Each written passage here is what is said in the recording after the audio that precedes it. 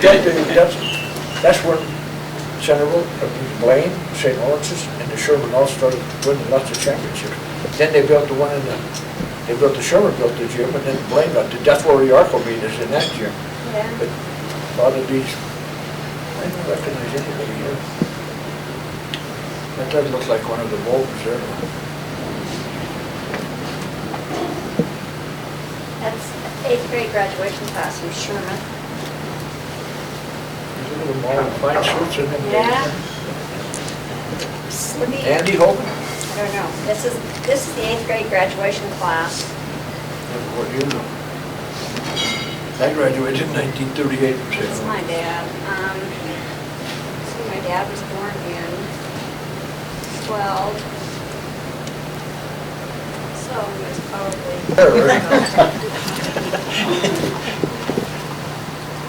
But, well, yeah. It's the only thing that a person should really be sorry for is they didn't have camcorders in them days. Man, what a history we'd have. You know, if you just look back at your own family. I got a great picture of you in a black cowboy. I were a cowpuncher in them days, you know, remember? By the reservoir. Oh, I worked there. I was Timmy Downey and myself and My dad had. Baskets Albright, we were all cowboys. How'd you get by without a nickname? Huh? What was your nickname? Tiger. What? Tiger. Everybody in Butte had a nickname. I loved it. I have 8 pages of nicknames. Jerry Walters called me from the school of mine, or from the mining unit, she said, John, we have a fellow here that knows you've got 8 pages of nicknames. I said, yeah. He wants to know if he can use it. I said, what's you writing a book? Oh yeah.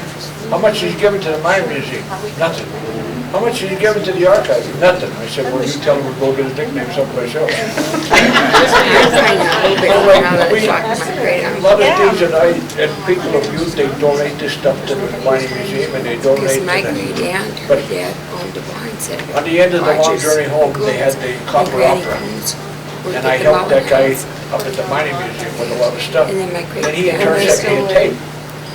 Just my great uncle's living. And then the people that did the long journey home sent us all the tapes of all of it. Plus they sent us our own individual interview, which is great. I really enjoyed that. But the thing is, they're put back into it, you know. Some of these people come in here and all they want to do is pick your brain, get everything you know and then walk off. You know, they will never, the thing is, Then they'll tell you you don't know what you're talking then about. they tell you how rotten the street, the Butte is. Yeah. But one guy from Missoula, he better not ever come to Butte. He's never learned if he can swim in the Berkeley pit.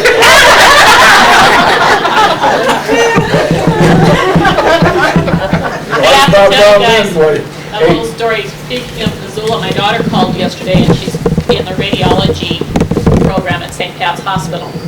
Went to the cafeteria for lunch.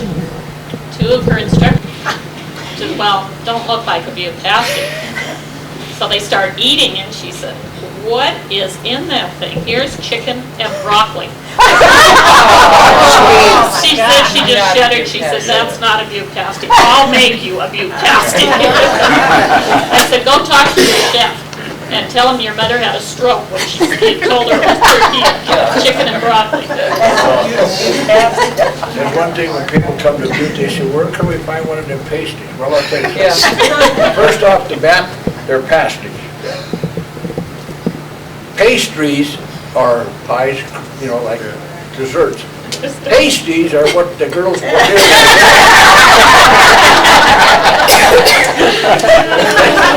I'll tell you, that's the difference. Pasties, pastries, and pasties. One thing about pasties, I have never had a bad one. Some ain't as good as others. But some, you know, thinking back, I hope the good Lord is forgiving because they were getting ready for the pasty sale at the Trinity Methodist and they put them in the basement down there. Eric Hill, who was there with his mother, he opened the window enough and slipped out a tray and we came out.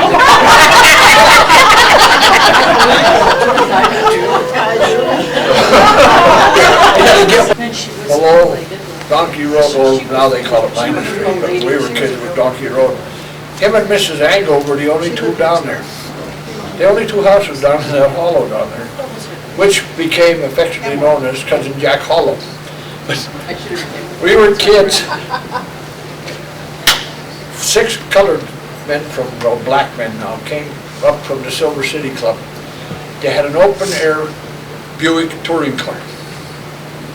I don't know where they were, maybe Maudini's in Walkerville or someplace, and they got the moonshine anyway. And they were pretty well wound up, and they come down Maine, and they were going to turn to go over Montana, but they didn't make it. Over the bank, went the car right down in front of Banger's house. Not a soul got hurt. The colored guys all jumped up and ran down Main Street, you know? No, they never did get the car out of there. Piece by piece, the car went. The same, you remember, Jack, when the carload of coal went off the mountain con up there? Yeah. Right out the end. It almost made it to Mullen Street. 2 cars went off. By the time they got the guys out of the yard and that up there to see what was going on, the only thing left was the trucks. Everybody had to go home. He always talks about that. He said, yeah, they come flying right over. But that's no insult, I mean, to be, you know, being the Cousin Jack Hollow. Because like us Hartford, we call far downs and shanties and curtain, lace curtain and everything else, you know. But nobody took offense in those days. No. There's You only could one call thing, people those things. there's only one thing the United States Army GIs could never figure out, or in England. Why the heck do you take beer and take it out and then stick a red hot poker in it?